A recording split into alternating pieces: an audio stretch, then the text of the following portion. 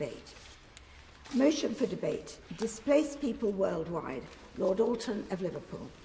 My Lords, I refer to my role as a trustee of the charity Arise and as co-chair or an officer of a number of relevant all-party parliamentary groups. 7 years ago, I opened a crossbench debate on the challenge posed by the wave of refugees leaving Africa and Asia and pleaded for a coordinated, urgent international response. I thank my noble friends for once again recognising the importance of this subject.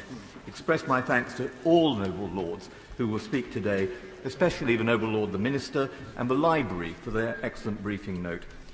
The debate is about push factors rather than pull factors, which have dominated the consideration that we've been giving to the Nationality and Borders Bill.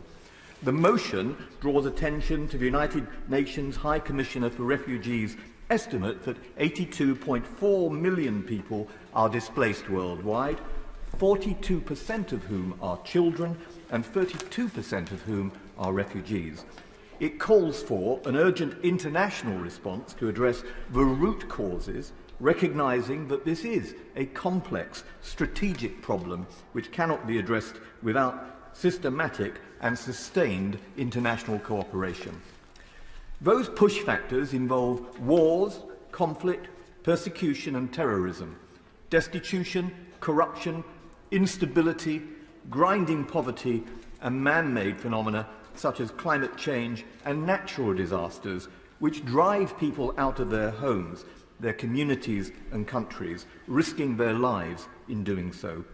It's about people like Harem Piro, a 25-year-old Iraqi Kurd, one of 27 people, mostly Iraqi Kurds, who perished 5 weeks ago in the world's busiest shipping lane as he set off from the coast of northern France in a flimsy dinghy. It's about Kazal Ahmed and her 3 children, who also perished that day in the biggest known number of fatalities in one channel tragedy since refugees began making the perilous journey to Britain. It's about people being displaced from Afghanistan, Burma, Tigray, Nigeria, Venezuela, Eritrea, Syria, Iraq and Sudan, or illegally repatriated by China to North Korea. To keep our own position in perspective, my lords, just over 0.65% of the world's refugees are in the United Kingdom. We take around half the number of asylum seekers we took 20 years ago. By contrast, the top 5 countries hosting refugees have more than 9 million refugees in their territories. Of the 82 million displaced people, 55 million people are said to be living in internal displacement because of conflict or displacement. Conflict in Syria is in its 12th year. There are 13.5 million displaced Syrians, representing more than half of Syria's population. 6.7 million Syrian refugees are hosted in 128 countries. 80% of all Syrian refugees are in neighbouring countries like Turkey. But its record, like Belarus, in using refugees like cannon fodder and in creating them in the first place is appalling. 2 years ago, I visited Badarash refugee camp in northern Iraq, where Kurdish families from Syria had fled after their homes were bombed by Turkish aeroplanes. A mother of 4 told me this, I quote, "The warplanes came at 4 o'clock.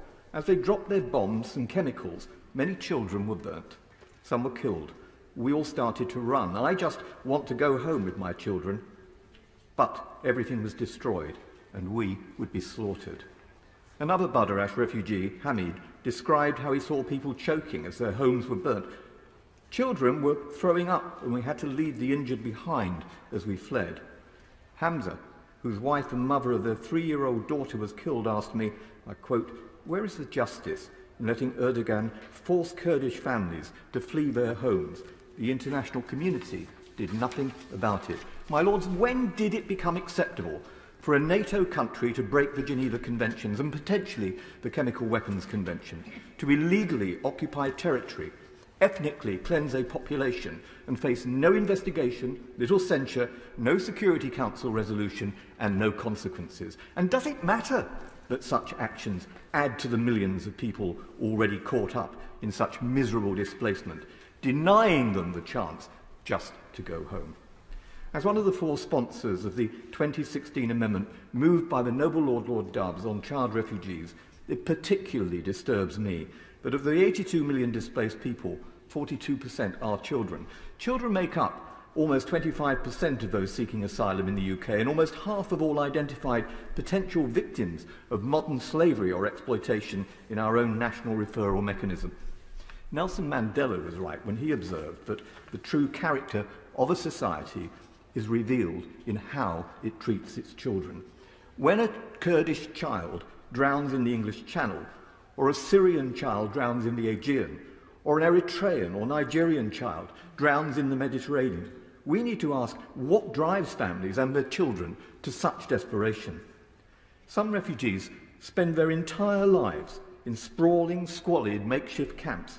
Some I visited decades ago are still there. As a young MP, I travelled to Lebanon with the late Lord Avebury.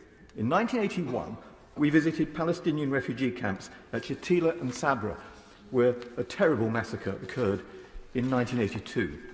Those camps, 2 of 68 Palestinian refugee camps, were a perfect breeding and recruiting ground for terror-sucking up people who believed that the future held nothing for them. Shatila, Sabra, Badarash, and places like them are a symbol of the breakdown of global leadership. Millions are paying the price of our abysmal failure to hold perpetrators of atrocities to account. In northern Iraq, I met with some of the displaced religious and ethnic minorities, including Yazidis, the Syrian and Chaldean Christians, displaced from the Nineveh plains, Mosul and Sinjar, and elsewhere during the ISIS genocide.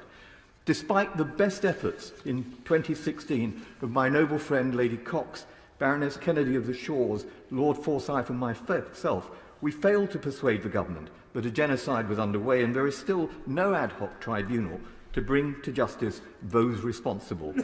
The veteran diplomat, Dr. Richard Hass, is right that in a world of bad options, he says, not acting can be every bit as consequential as acting. The abysmal failure to act on genocide and atrocity crimes is a major push factor in creating displacement from Burma to northern Nigeria, from Tigray to Somalia. In Afghanistan, the chaotic withdrawal of the US and the return to power of Taliban death squads has resulted in thousands of people fleeing, whether with official state and NGO-organised evacuations or resorting to smugglers and human traffickers. The most at risk include thousands of people from religious or belief minorities, including small groups of Christians, Sikhs, Ahmadis, Uyghurs and others, substantial in number, such as the Hazara Shias. Women are generally at risk, but especially those who have been in powerful positions, including women judges, lawyers, politicians, women in medicine, education, journalism, and the list goes on. Lady Kennedy of the Shores will speak later. She's done such admirable work with a Kindertransport-inspired airlift of 103 women at risk and their families, close on 500 people airlifted on private charter planes to Greece, which has been a lily pad. But as their temporary visas come to expire, countries such as the UK continue to delay implementing their promised resettlement programme, and I hope that when he comes to reply, the noble Lord can tell us what has caused the delay and when it will be resolved.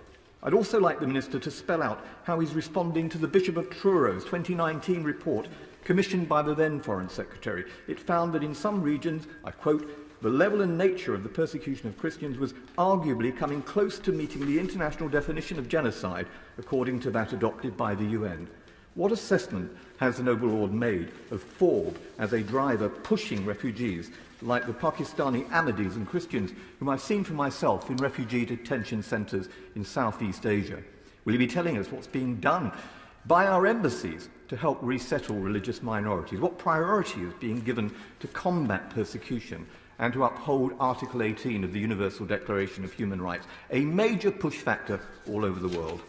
In Southeast Asia, I also visited Karen refugee camps established decades ago, in which are now seeing new influxes as Burmese ethnic minorities are subjected to fierce attacks by the Tatmadaw following their illegal coup. Many are living on the run in jungles in Myanmar. In Burma, I met Rohingya Muslims and visited a burnt-out village. Even before the coup, 800,000 Rohingya Muslims were subjected to genocide and forced to flee to Bangladesh, while Christian minorities in Chin State and elsewhere have been and continue to be subjected to terrible atrocity crimes. Will the government consider providing urgently needed humanitarian aid to internally displaced people through cross-border delivery?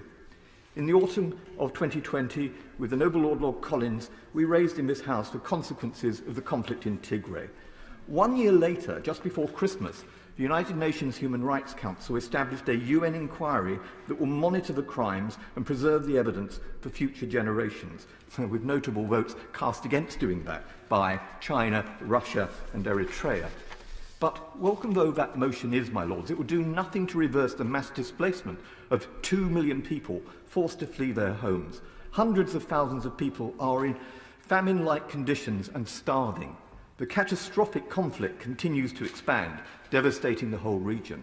If the political will had been there, these atrocities, the pain, the suffering, displacement, and much more besides could have been prevented. Meanwhile, the World Bank and the United Nations High Commission on Refugees, along with evidence from the Noble Lord, the Minister himself, at a recent hearing of the International Relations and Defence Select Committee, have warned that rising sea levels and climate change will displace millions more post-COP26. How are we preparing to meet that challenge? How are we ensuring that displaced people and refugees already at the bottom of the pile are receiving COVID vaccinations, a point raised by my noble friend Lord Hilton during questions today, and not part of what the United Nations High Commission on Refugees calls, I quote, a substantial vaccine equity gap? And what assessment have we made of its estimate that 30 million more people will be facing hunger by the end of this decade than if the pandemic had not occurred? And of course, my lords, the point often referred to by the Noble Lord Purvis and others, our cuts to overseas aid, the subject of a crossbench debate on July 1st last. That, for many, has been a final blow. The UK has some generous and worthwhile initiatives, but clearly we can't meet these interlinked challenges alone or hoping the problem will simply go away. It won't. With our allies, global Britain needs to drive this issue right up the international agenda.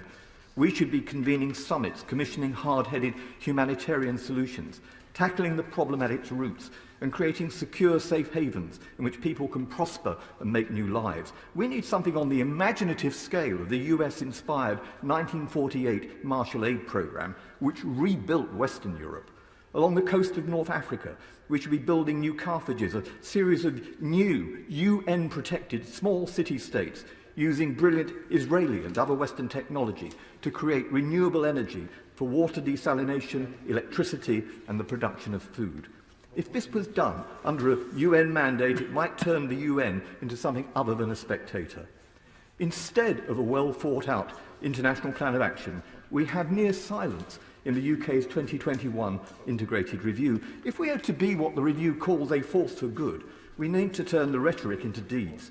In addition to the altruistic reasons for doing so, the government should follow the logic of its own argument when it says that for the cost of helping 3,000 refugees who arrive in Britain, the UK could help 100,000 refugees in camps overseas. My lords, it's what the Norwegian government does. Their Minister for Immigration and Integration, Sylvie Listhaug, not only believes that the rich world has a moral duty to help refugees, but believes the deployment of 1% of its GDP on foreign aid should be used to tackle the refugee problem at source.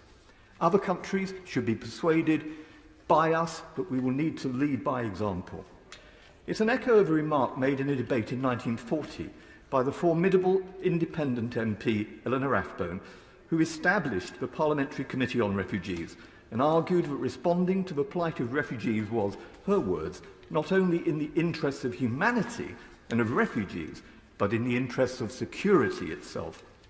Today's motion is about facing up to the global duty to understand why mass migration is on the rapid rise and how we in the rich north need to respond not by endless barriers, but by serious and intentional economic, social and democratic investment to support building lives of dignity way beyond our borders. It's in their interests and in the common interests of humanity, but it's in our interest too. If we fail to do this, there will be many more fatal tragedies, many more Harim Pirots and Kazal Ahmeds.